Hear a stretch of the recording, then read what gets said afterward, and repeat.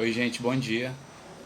Então, hoje a gente vai estar dando continuidade a essa sequência de vídeos diários sobre o estudo do Liberaba. E hoje a gente vai estar falando sobre Dharana, Dhyana e Samadhi. Mas antes que a gente comece, eu vou pedir por favor que você já dê um like aqui no vídeo. Quem não se inscreveu, se inscreva. E quem não ativou o sininho, já ative o sininho aqui para receber sempre as notificações. Os exercícios são diários e os estudos também serão diários. Então é muito importante que vocês colhem aqui, beleza?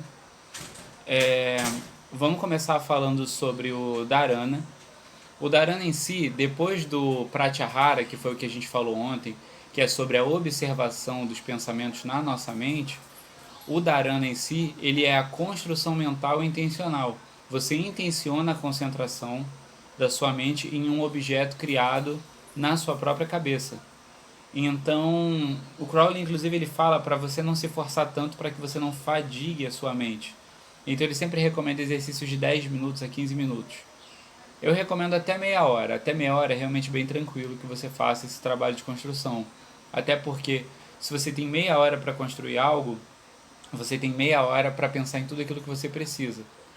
E eu vou dar um exemplo prático muito interessante que o Lanterna Verde, por exemplo, que faz os maiores construtos com o seu anel, eu só esqueci qual é o nome dele, mas o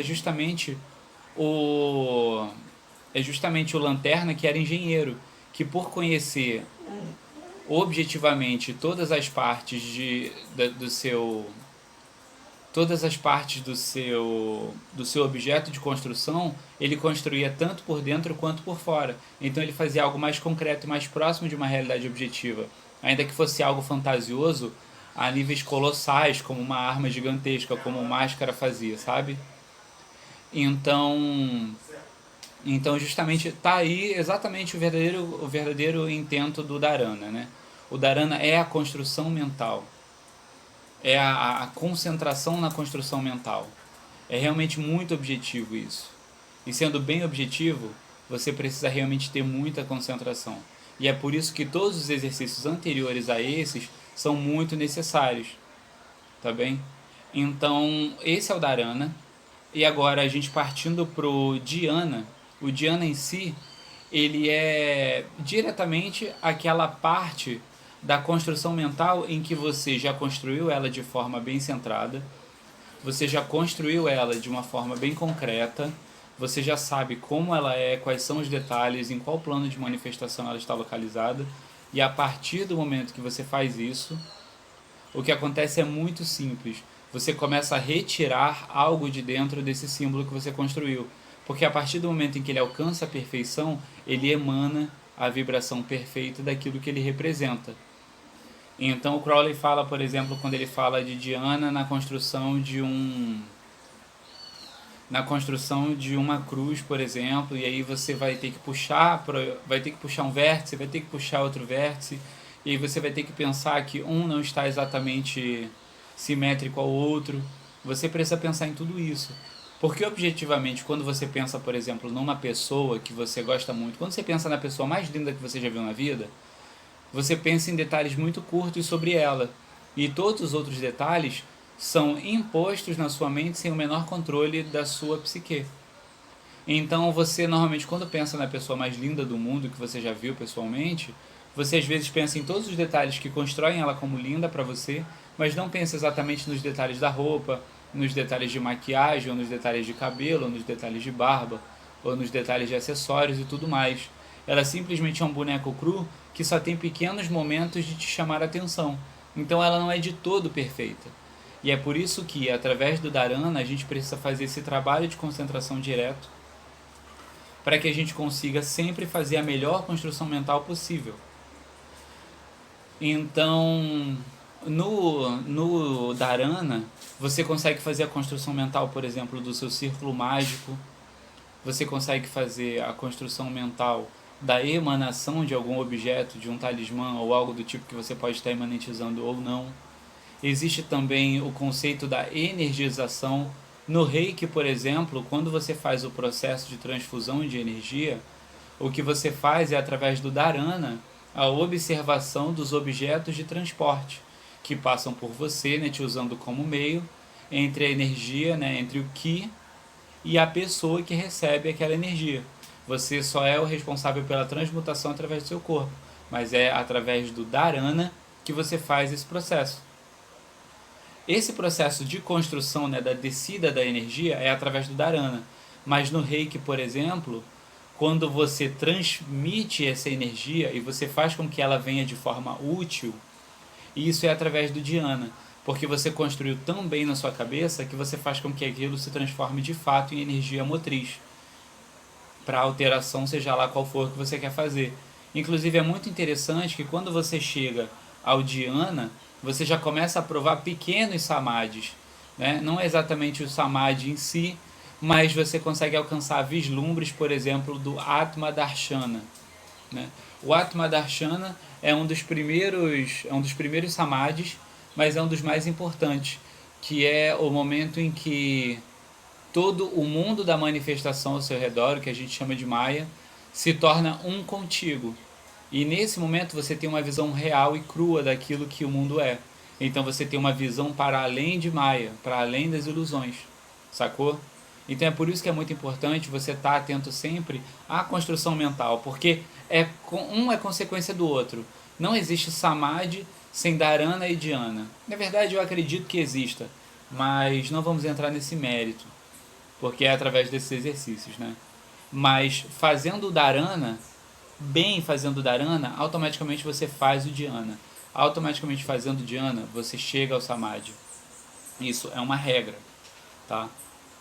E é interessante também vocês lembrarem que espera-se que o dharana e o dhyana sejam feitos em samadhi. E é por isso que eu não acredito que samadhi só seja possível alcançar através do dhyana e do dharana, porque o samadhi ele acontece em inúmeros momentos. O samadhi em si é um despertar, que é momentâneo, ele não é perpétuo, né? Ele não é permanente, não é uma vez alcançado o samadhi que você vai estar sempre em samadhi. Crowley diz que provou o samadhi, mas não esteve sempre em samadhi.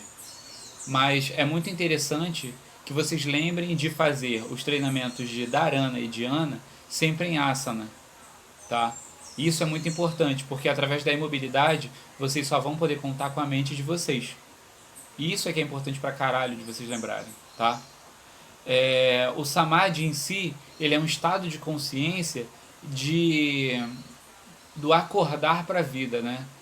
É como aqueles estados de consciência que levam à percepção no Waking Life, aquele filmezinho que tem toda uma animação por cima. É um processo de despertar, é um processo de continuação da iluminação. Então, a partir do momento da iluminação, você alcança alguns estados de consciência. E muito mais importante do que soltar a bola de fogo é você realmente conseguir compreender os estados de samadhi. Porque o samadhi ele consegue te dar uma audição aguçada, ele consegue te dar percepções de levitação, que não é exatamente você sair do chão, mas é o que está por trás dessa mensagem. E é muito interessante também que a gente desmistifique um pouco o samadhi, porque toda vez que a religião, Crowley até fala isso, toda vez que alguém fala da religião a respeito de samadhi, a respeito dessas coisas todas, eles falam algo muito poético, difícil de entender.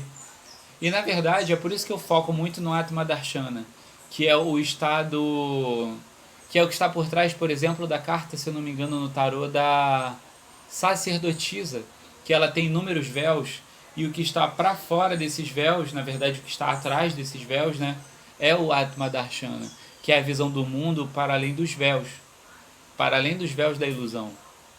Então pode ser uma compreensão da Otshim, né, que é a árvore da vida, sem os véus, né, de Ain, Ain, Sof, Aur, ou sem o véu dos mundos, né, sem o véu dos mundos de Atzilut, Briah, Yetzirah. É interessante que vocês tenham essa visão em mente, sabe? E nesse vídeo, inclusive, não vai ter exatamente um exercício, porque os exercícios para se chegar ao Samadhi são justamente os exercícios que eu já passei antes de falar sobre Dharana e Dhyana. Porque através da prática do Asana, e entendendo os asanas, e é por isso que eu vou recomendar a leitura do Liber Vel Exercitorum, vocês vão conseguir alcançar objetivamente esses estados alterados de consciência. Antes de alcançar o Samadhi, através do Dhyana vocês já conseguem encontrar alguns desses estados que podem colaborar com vocês e com esse progresso e que vão muito bem adiantar e animar vocês no processo. Tá bem? Espera-se também que vocês tenham sempre um caderno na frente de vocês e um relógio para que vocês façam anotações do tempo de exercício e que vocês também façam anotações sobre tudo que acontece durante esses exercícios. E é importante que durante o dia vocês também anotem o que acontece com vocês a partir do momento desse treinamento mágico, tá bem? Não deixem de fazer isso, beleza? Então agora sim, era tudo isso que eu tinha para dizer para vocês. Muito obrigado pela atenção. Não se esqueçam de dar o like aqui embaixo, de compartilhar com os amigos, de se inscrever no canal, de passar à frente as mensagens que eu estou tentando passar aqui para vocês, tá bem? Então, bem, é isso que eu tinha para dizer. Muito obrigado. Eu sou Vitor Vieira. Esse é o canal Caos de Sempre. Fiquem com Deus e cuidado com ele. E até amanhã.